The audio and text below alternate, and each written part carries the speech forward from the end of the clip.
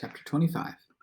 The Aleuts never again came to the island of the blue dolphins, but every summer I watched for them, and every spring I gathered shellfish, which I dried and stored in the cave where I kept my canoe.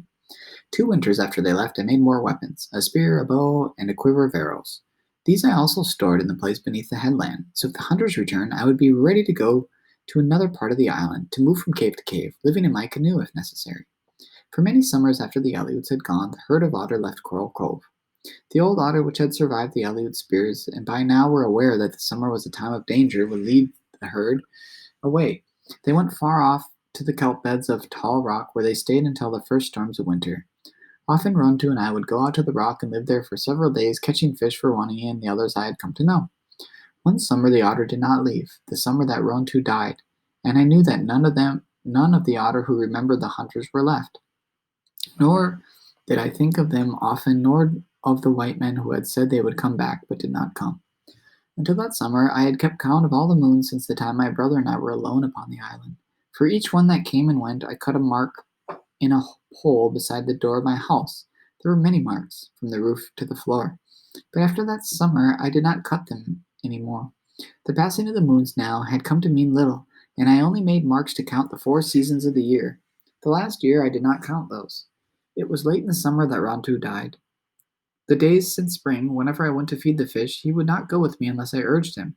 He liked to lie in the sun in front of the house, and I let him, but I did not go so often as in the past. I remember the night that Rontu stood at the fence and barked for me to let him out. Usually he did this when the moon was big, and he came back in the morning, but that night there was no moon and he did not return. I waited all day for him until almost dusk, and then I went out to look for him. I saw his tracks and followed them over the dunes to a hill to the lair where he had once lived. There I found him, lying in the back of the cave, alone. At first I thought he had been hurt, yet there were no wounds on him. He touched my hand with his tongue, but only once, and then he was quiet and scarcely breathed.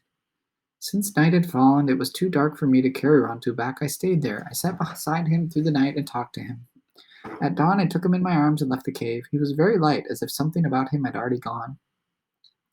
The sun was up, and I went along the cliff. Gulls were crying in the sky. He raised his ears at the sound, and I put him down, thinking that he wished to bark to them as he always did. He raised his head and followed them with his eyes, but did not make a sound.